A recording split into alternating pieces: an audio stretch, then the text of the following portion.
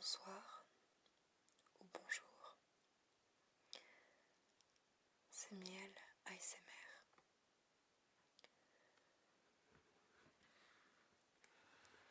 Je voulais partager avec vous une lecture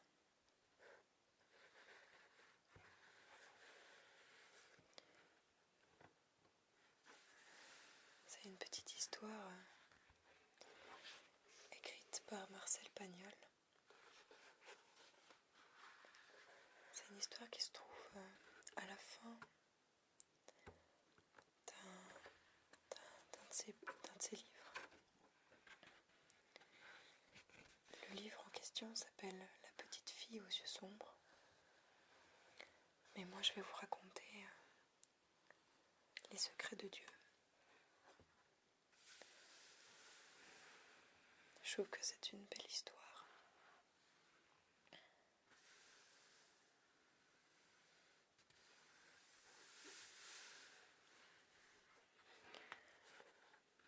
C'est une histoire que mon grand-père me raconta il y a plus de 50 ans.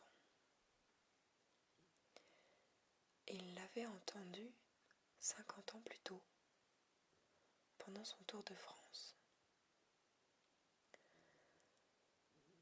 C'est la mère des compagnons qui en avait fait le récit un soir, à la veillée.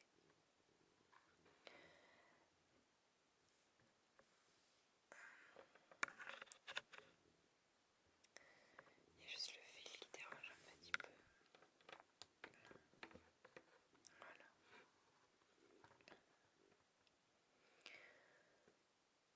Elle l'avait elle-même apprise de sa grand-mère, qui la tenait d'une très vieille demoiselle qu'elle avait servie dans sa jeunesse. Voilà un bien grand nombre d'intermédiaires. Mais l'histoire est si simple qu'elle n'a pu être déformée, du moins pour l'essentiel. Quelques années avant la Révolution, il y avait en Basse-Bretagne, sur une éminence, un très joli château Louis XIII, au milieu d'un parc de vieux chênes, au bout d'une allée de tilleuls. Ce parc était cerné par les maisons d'un petit bourg, ou plutôt d'un gros village, entouré lui-même de fermes, de champs et de prairies au centre d'une vaste lande déserte. La ville la plus proche se trouvait à 2 bonnes lieues. Mais la première narratrice n'a jamais voulu la nommer. On saura tout à l'heure pourquoi.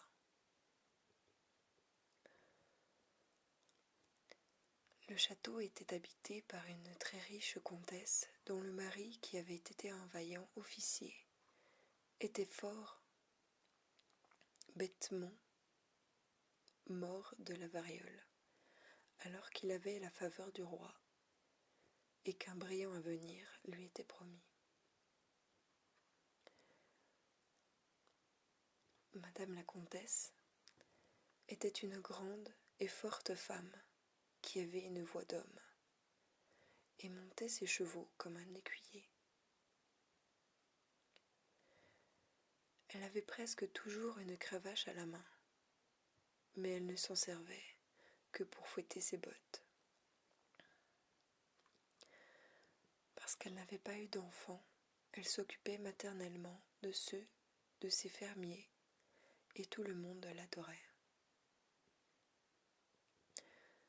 Dans son personnel domestique, elle avait 2 chambrières qui s'aimaient comme 2 sœurs. Nathalie n'était pas très belle, mais fraîche et dodue, tandis que Louison, une brune aux yeux verts, brillait de tout l'éclat de ses 20 ans.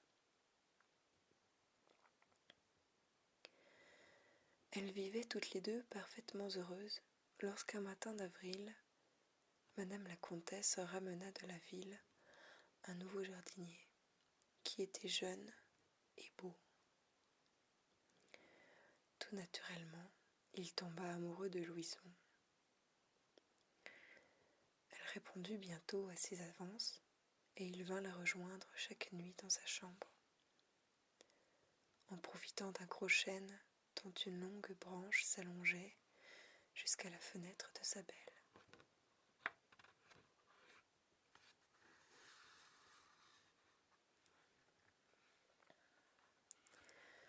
Naturellement, elle s'aperçut un jour qu'elle allait avoir un enfant. Le jardinier était honnête et il aimait Louison tendrement.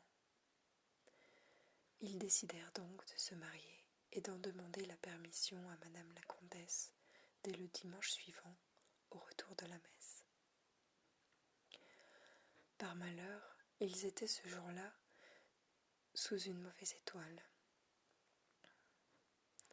Dans la nuit du samedi, jour de Saturne, comme l'amoureux allait rendre visite à sa fiancée, un coup de vent soufflé par le diable le jeta au bas de la branche, et le gentil garçon tomba dans les bras de la mort, qui le guettait depuis le premier jour. La pauvrette fut désespérée, tant par la perte de son amour que par la naissance prochaine d'un enfant sans père. C'était à cette époque un irréparable malheur. Elle savait que madame la comtesse, malgré sa bonté, serait forcée de la renvoyer dans sa famille, que son père la cacherait dans un grenier ou une cave, et que sa mère en mourrait de honte et de chagrin. Comme sa maternité ne datait que de 2 mois, Nathalie lui conseilla d'aller voir la sorcière du village, qui avait délivré d'un pareil souci quelques filles imprudentes. La vieille donna à Louison la tisane du diable, qui fait avorter toutes les femelles, et lui conseilla de descendre les escaliers au galop plusieurs fois par jour. La pauvrette but l'amère décoction chaque semaine et galopa cruellement matin et soir.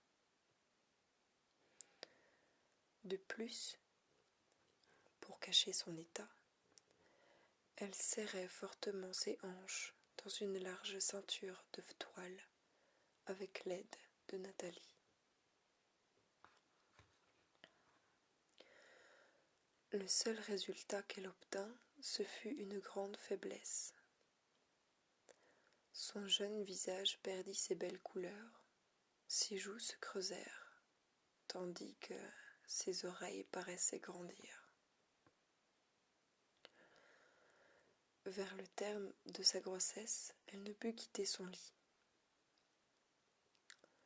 Par bonheur, madame la comtesse était allée passer quelques jours chez monsieur le chevalier des Ombrées, dont l'épouse était son amie depuis le couvent.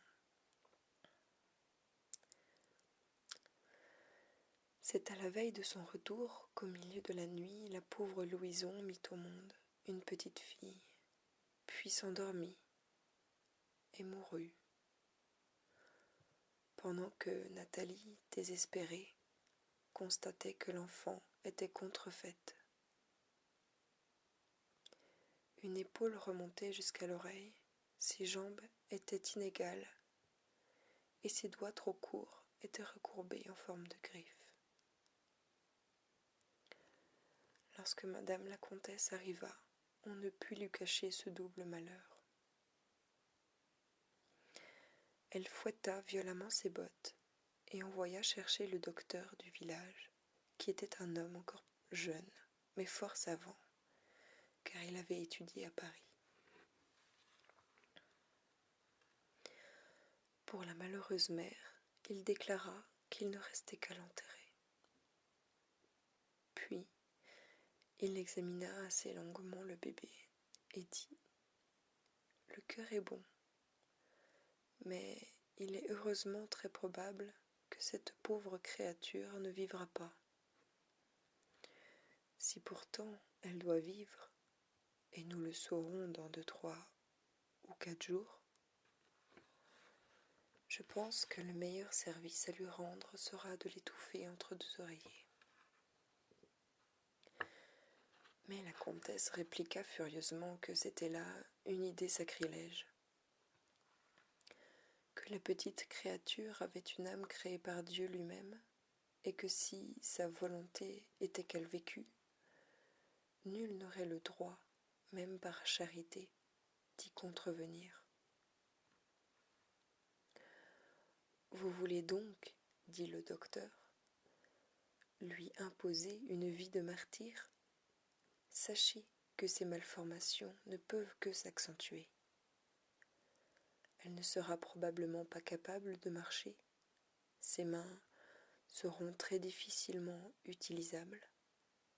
Quant à son esprit, je crains bien qu'il ne soit aussi gravement touché que son corps. Que la volonté de Dieu soit faite, dit la comtesse. Il a puni cruellement ses parents à cause de leur amour coupable, et s'il m'a confié cet enfant difforme, ce n'est certainement pas sans raison. Je suis persuadée qu'il a voulu m'offrir l'occasion de racheter mes fautes et mes péchés. Je veux donc être la marraine de l'orpheline. Elle s'appellera Élisabeth, comme moi.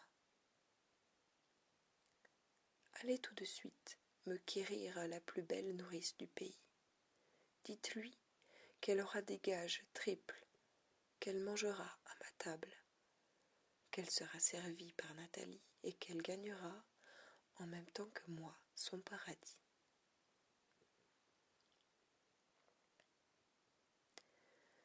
La petite Babette ne mourut pas, et la généreuse femme veilla sur son enfance, avec la tendresse et la patience d'une véritable mère. La pauvre Nathalie, qui avait donné le mauvais conseil, jura devant l'autel de la Vierge de sacrifier sa vie à la petite infirme. Et l'on verra qu'elle tint parole jusqu'au bout.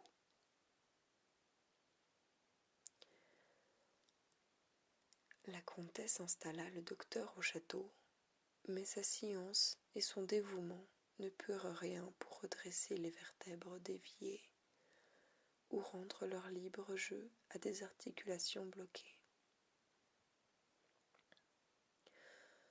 Comme l'homme de l'art l'avait tristement prévu, elle ne pouvait se déplacer qu'en faisant pivoter son torse pour lancer en avant une jambe et franchir ainsi un très petit pas, parce que ses genoux semblaient attachés l'un à l'autre et ses mains, inachevées, pouvaient à peine saisir sa nourriture. Pourtant, à 15 ans, son visage tourné définitivement vers son épaule droite était d'une étrange beauté. Sous une épaisse chevelure de soie, blonde, de très grands yeux noirs, un teint très blanc, des traits d'une harmonie parfaite, des dents égales et brillantes. Mais son esprit, comme son corps, était infirme. Elle ne put jamais parler le langage des hommes. Non pas qu'elle fût sourde, au contraire. Elle avait l'ouïe des bêtes sauvages. Bien avant tout le monde, elle entendait le galop lointain du cheval de Madame la Comtesse, et le chant des oiseaux la ravissait.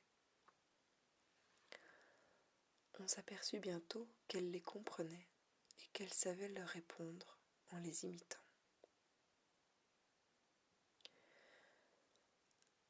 Assise devant la fenêtre ouverte, elle parlait pendant des heures aux pinsons ou aux merles du parc. Le soir, un vieux corbeau qui habitait au sommet du chêne fatal descendait dans les basses branches et il tenait des conversations qui avait parfois le ton d'amicale confidence. Parfois, celui d'une querelle volubile. Souvent, sur une réponse de l'oiseau, elle éclatait de rire, tandis que Nathalie faisait en grande hâte des signes de croix et murmurait des exorcismes. On sait bien que le corbeau, c'est l'oiseau du diable, et qu'il ne parle qu'aux sorcières. D'autre part, il y avait un gros chat noir qui disparaissait dans la journée, mais revenait chaque soir dormir auprès d'elle. Chose étrange, il dormait étendu, sur le dos, les bras croisés comme un homme.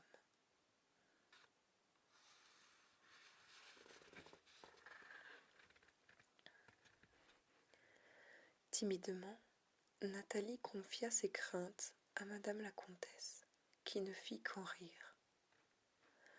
Cependant, elle en parla à monsieur le curé. Il répondit : « Il n'y a qu'à voir à la messe. Elle ne comprend peut-être pas, mais elle sait. Et je vous dis en vérité qu'elle est plus près de Dieu que nous. » Elle avait 16 ans lorsque d'étranges nouvelles arrivèrent de Paris, par monsieur le chevalier des Ombrés. Le roi Louis XVI avait fort imprudemment accepté la réunion des États généraux, afin d'entendre les avis de tout son peuple, et surtout les plaintes des pauvres, qui étaient son grand souci. Monsieur des Ombrés avait été l'un des représentants de la noblesse. Il vint annoncer que toute l'affaire, malgré la générosité des seigneurs qui avaient renoncé à leurs privilèges, prenait une forte mauvaise tournure.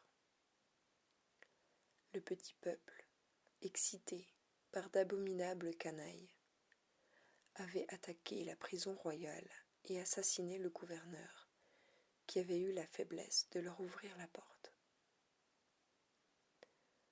Le chevalier n'était venu que pour apporter ces graves nouvelles et parler à ses propres paysans. Il repartit pour Paris le lendemain.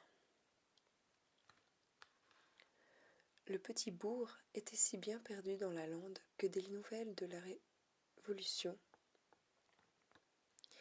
n'y parvenaient qu'avec de très longs retards.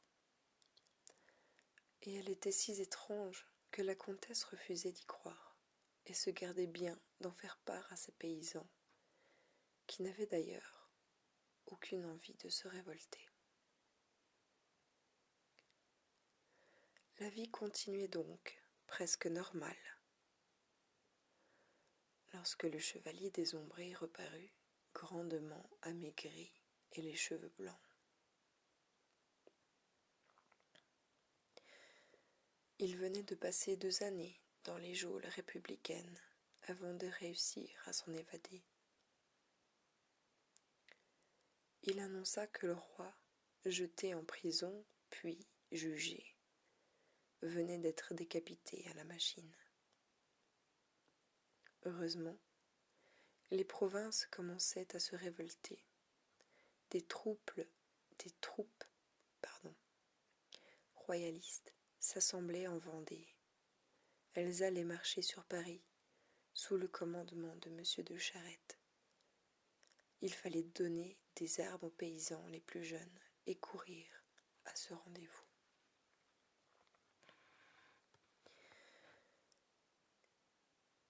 Madame la comtesse envoya aussitôt chercher son notaire et resta enfermée avec lui dans son cabinet toute une matinée. Pendant qu'on décrochait des panoplies du château, les mousquets, les pistolets, les épées et les sabres des aïeux, puis ses beaux cheveux convenablement raccourcis et vêtue d'un uniforme de feu son mari, elle monta son meilleur cheval, un poignard à la ceinture, et de gros pistolets dans ses fontes, elle partit, à la tête d'une vingtaine d'hommes qui suivaient 6 charrettes de vivres. On ne devait plus les revoir.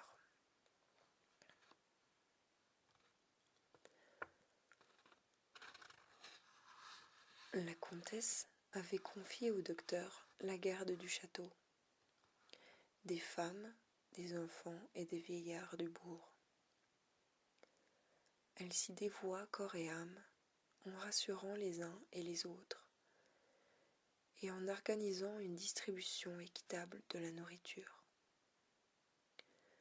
Chaque semaine, sur un très vieux cheval qu'on ne montait plus depuis des années, ils allaient aux nouvelles à la ville lointaine.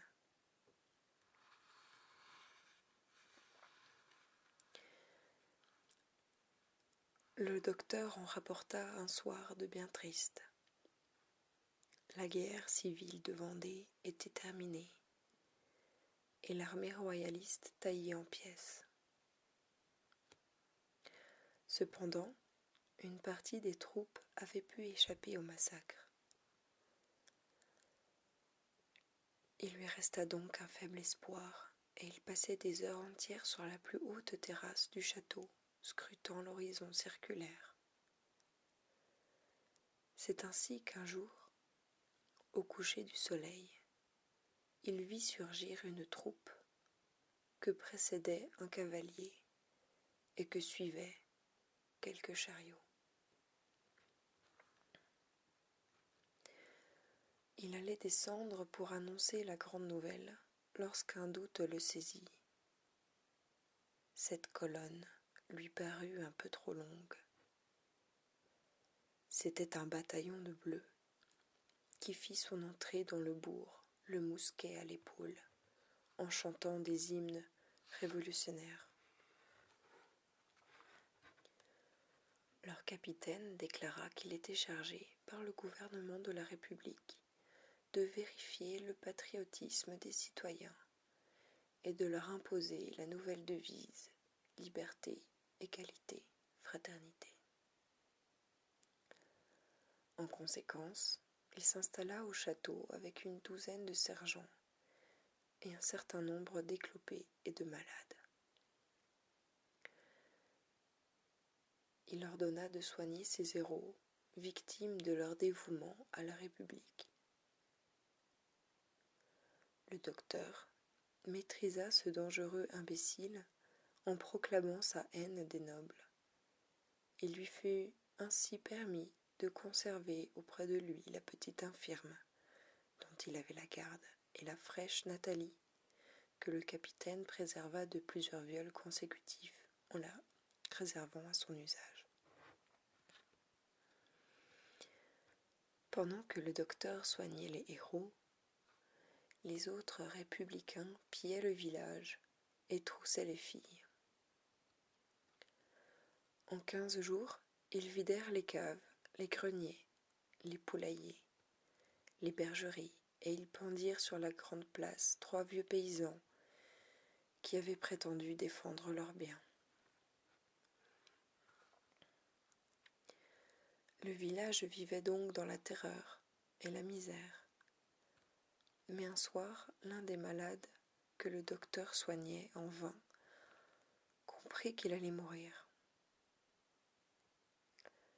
Touché par le dévouement de Nathalie, il lui avoua la vérité.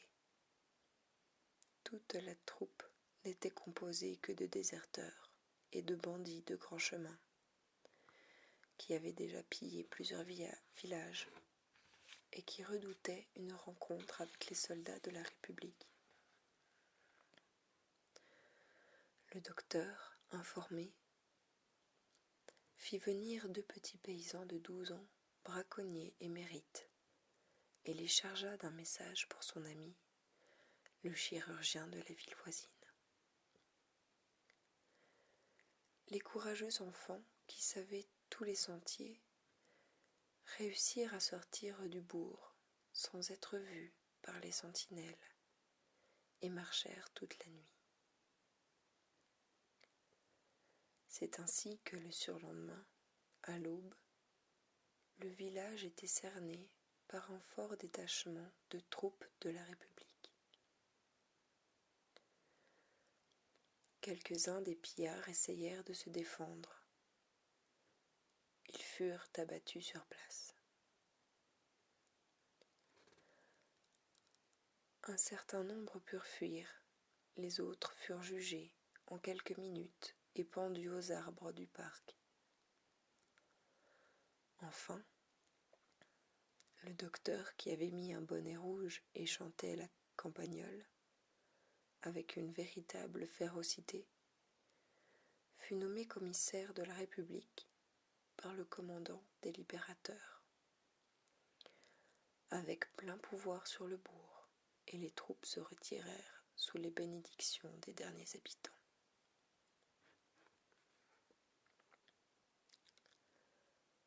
Alors, on coupa les cordes des pendus, à la grande indignation des corbeaux. Les vieux paysans sortirent de leurs cachettes les vivres qu'ils avaient pu soustraire aux pillards. On replanta les potagers et la vie reprit, avec le vague espoir d'un retour des absents. Un matin, le docteur vit arriver dans un cabriolet le notaire de la comtesse. Il apportait de terribles nouvelles. Madame la comtesse avait été décapitée à la machine, comme le roi, le même jour que monsieur le chevalier désombré. Il remit donc au docteur le testament qu'elle lui avait dicté la veille de son départ. Elle léguait à Babette toute sa fortune, dont la gérance était confiée au bon docteur, et reviendrait ensuite à Nathalie, au cas où il quitterait ce triste monde avant elle, ce qu'il était logique de prévoir. La liste de ses biens était fort longue. Il y avait d'abord l'énumération de fermes, de terres, de maisons dans les villes voisines. « Ne comptez pas là-dessus, dit le fidèle notaire. Les biens des nobles vont être vendus aux enchères au profit de l'État, dont ces gredins ont vidé les caisses. Il vous reste cependant 5000 écus d'or que je vous ai rapportés dans 2 sacoches, en tremblant de les perdre en route. J'ai en outre une lettre pour vous, dont j'ignore le contenu, car madame la comtesse me l'a remise scellée et m'a défendu d'en prendre connaissance. Vous pouvez constater que j'ai scrupuleusement respecté ses dernières volontés. » Il tendit au docteur un grand pli portant des baies cachées de cire, timbrés du sceau de la défunte.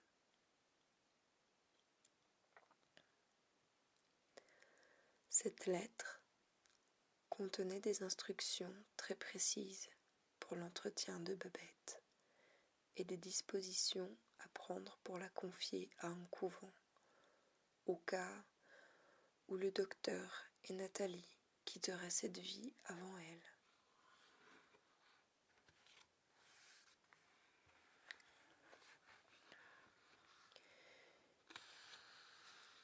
Il y avait aussi, au cas où je ne reviendrais pas, des adieux touchants.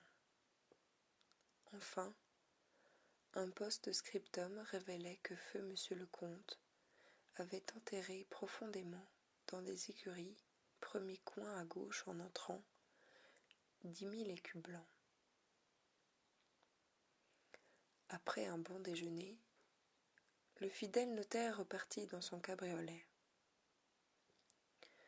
Le jour même, le docteur, en prévision de la vente aux enchères du château, alla creuser un beau trou dans la cave de sa petite maison.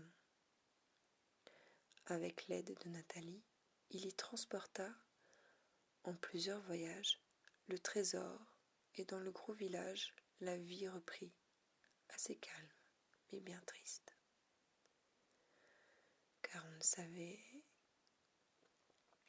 car on ne voyait plus dans les champs que des vieillards, des femmes et des enfants. Cependant, la pauvre Babette, qui avait traversé sans dommage une épreuve à laquelle elle n'avait rien compris, avait pourtant changé de caractère. Elle restait maintenant des heures entières dans le même fauteuil, pensive, mais tressaillant au moindre bruit. Elle n'allait plus s'asseoir devant la fenêtre pour parler aux oiseaux, et le vieux corbeau en était réduit à des monologues. Elle ne voulait plus sortir dans le parc.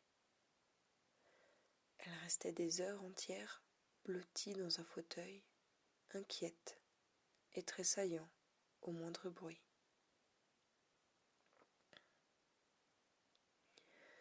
Nathalie elle-même ne pouvait plus la toucher pour faire sa toilette, et elle dormait tout habillée avec le vieux chat dans ses bras.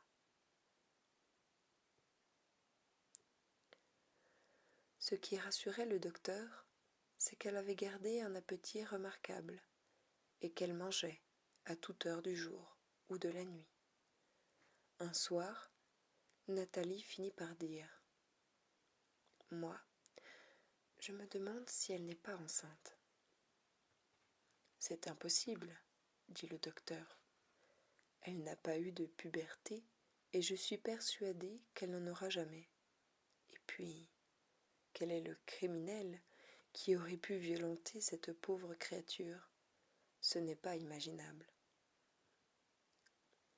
« Dans cette bande de cochons, » dit Nathalie, « il y avait des brutes capables de n'importe quoi. » Quelques jours plus tard, le docteur, inquiet, voulut l'examiner. Il réussit, par surprise, à poser la main sur son ventre, mais elle le repoussa furieusement d'un coup de griffe.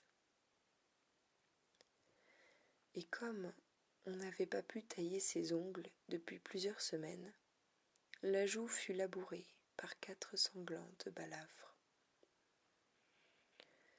Puis, comme elle essayait de le mordre au visage, il dut renoncer à son examen et fut à son tour très inquiet. Ses craintes furent confirmées 8 jours plus tard, quand elle commença à vomir le matin. Le misérable qui l'a violée a commis un assassinat, dit-il, car l'enfant ne pourra jamais naître. Les os du bassin sont soudés, et la pauvre petite mourra certainement en couche. Et si par miracle elle ne meurt pas, elle nous fera un petit monstre, qui sans doute ne vivra pas 8 jours.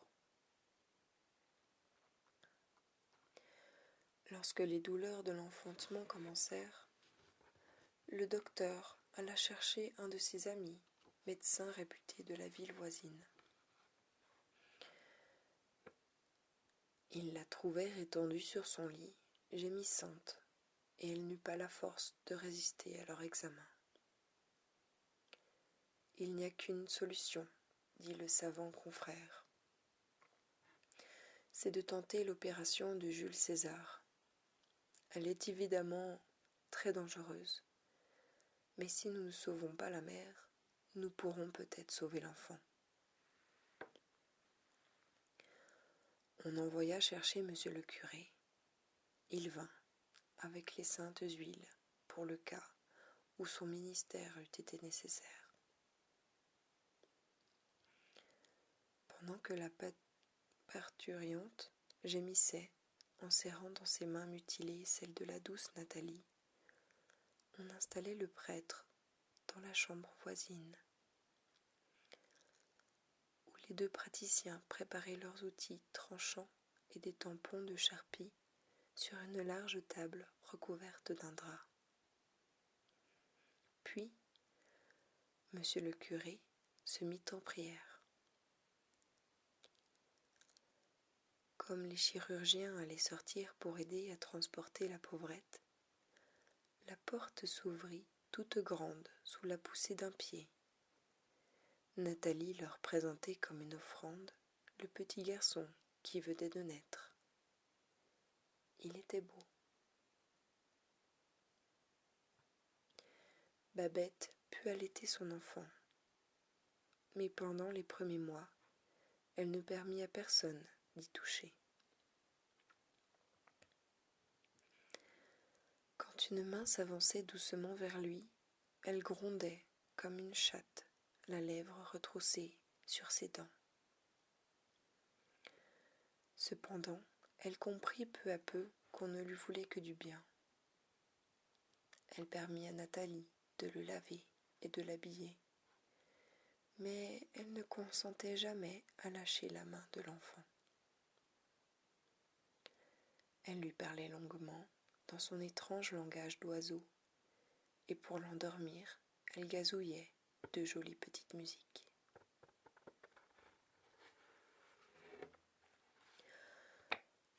En grandissant, le bébé devint un petit garçon d'une beauté parfaite et d'une remarquable précocité. Il parla d'abord le langage de sa mère, puis celui de Nathalie. À 5 ans, il apprit à lire en quelques semaines. Un peu plus tard, le docteur reprit les manuels de sa jeunesse pour l'initier aux sciences naturelles, aux mathématiques et au dessin.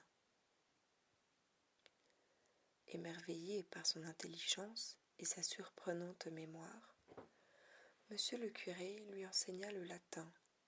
Ses progrès furent si rapides que le saint homme disait parfois « L'esprit de cet enfant est d'une incroyable vivacité. Il comprend tout à demi-mot et je ne sais parfois que répondre aux questions qu'il pose. Quand je pense qu'il est le fils de la plus misérable des créatures et d'un bandit de grand chemin, j'en reste vraiment confondue et je constate chaque jour que les voies de Dieu sont impénétrables. » Lorsqu'il eut 14 ans, ses 2 professeurs, arrivés au bout de leur science, décidèrent qu'il fallait le conduire à Paris pour lui donner des maîtres dignes de lui. Avec une partie des écus de la comtesse, le docteur acheta une petite maison dans un jardin, près d'une grande école qu'il avait accueillie à bras ouverts. C'est là que le garçon passa son adolescence et sa jeunesse, entre sa mère, Nathalie, et le bon médecin. La vieille demoiselle, la première narratrice, qui était à mon avis Nathalie elle-même, affirma qu'au sortir des écoles, le jeune homme devint très vite célèbre. Dans quel domaine et sous quel nom, elle refusa de le dire, car elle avait juré sur les livres saints de ne jamais révéler son secret, par crainte de nuire à sa descendance. Fut-il un savant, un médecin, un peintre, un musicien, un écrivain, un grand architecte? Nous ne le saurons sans doute jamais, mais d'après la vieille demoiselle, il était déjà, à l'heure où elle parlait, un homme véritablement illustre et connu dans toute l'Europe comme une des gloires de la France. Tant que sa mère vécut, il ne se maria pas, car elle en fut morte de jalousie. Il resta jusqu'au bout près d'elle, sans jamais recevoir personne chez lui, et tout le monde pensait qu'il avait une maîtresse despotique et si belle qu'il n'osait pas la montrer. Mais ses infirmités ne lui permirent pas d'atteindre la vieillesse. Elle déclina doucement et sans le savoir. Lorsque ses jambes furent paralysées, son fils la porta dans ses bras comme un enfant. Il l'installait dans un fauteuil, sous le grand saule pleureur du jardin, dont la ployante verdure les cachait à tous les yeux. À côté d'elle, il écrivait sur une longue table de pierre. Elle lui parlait de temps à autre dans leur langue mystérieuse. Il lui répondait alors. Les merles et les pinsons du voisinage venaient se poser dans le saule, et de plongeantes hirondelles s'entrecroisaient au-dessus d'eux. De temps à autre, il se levait pour baiser les mains mutilées. C'est un soir, comme il la rapportait à la maison, la tête appuyée sur l'épaule de son fils, qu'elle gazouilla dans son oreille ces derniers mots de tendresse et de bonheur. Il me semble que ce fut la fin de la plus belle histoire d'amour du monde. Un soir d'hiver, à la campagne, devant de flamboyantes bûches, ce récit me revint à l'esprit, et je pensais tout à coup à Sparte, à ses lois, à ses mœurs, à son idéal. Ce fut une ville d'héroïques guerriers et de farouches patriotes, soucieux, avant tout, comme Hitler, de la pureté et de la beauté de leur race. Lorsqu'un enfant naissait, une commission d'experts venait donc l'examiner, dans la chambre même de l'accoucher. Les filles étaient estimées selon leur taille et leur poids, comme des juments poulinières. Les garçons devaient paraître capables de porter un jour le bouclier, le casque de bronze et la lourde épée de fer. Soumis dès l'enfance à une féroce discipline militaire, leur idéal était de mourir sur un champ de bataille. Après avoir tué autant d'hommes que le permettaient les armes de ce temps. Quant aux enfants réformés par ce conseil de révision, les vieux sages les emportaient sous le bras et allaient les jeter dans un gouffre voisin qui s'appelait le Barathre. Finalement, cette race si belle et si soigneusement épurée, que nous a-t-elle laissé? Des noms de rois, auteurs de lois aussi sévères qu'un règlement pénitentiaire. Des noms de généraux dont les armées ne dépassèrent jamais l'effectif d'un régiment. Des noms de batailles dont la plus célèbre est le glorieux désastre des Thermopyles et les murs effondrés d'une petite ville. Ces pierres éparses sous des ronces ne cachaient pas une Vénus, un discobole, une victoire ailée, mais un bouclier verdi, des casques fendus, des glaives amincis par la rouille du temps. Au centre d'un paysage quelconque, ces ruines anonymes ne sont pas dominées par un lumineux Parthénon, haut dans le ciel sur une acropole, mais accroupi dans l'ombre au bord d'un trou. Ces hommes furent des Grecs, de la grande époque, à 2 pas d'Athènes, mère de l'intelligence et des arts. Pourquoi leur héritage est-il si misérable? C'est parce qu'ils ont abruti sur leurs champs de manœuvre et sacrifié sur des champs de bataille leurs poètes, leurs philosophes, leurs peintres, leurs architectes, leurs sculpteurs.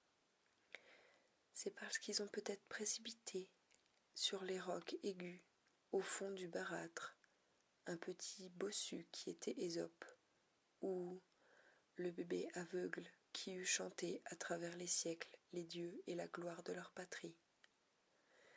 Et parmi les trop pâles petites filles qui tournoyèrent un instant, frêles papillons blancs, à travers la nuit verticale du gouffre, il y avait peut-être les mères ou les aïeules de leur Phidias, de leur Sophocle, de leur Aristote ou de leur Platon.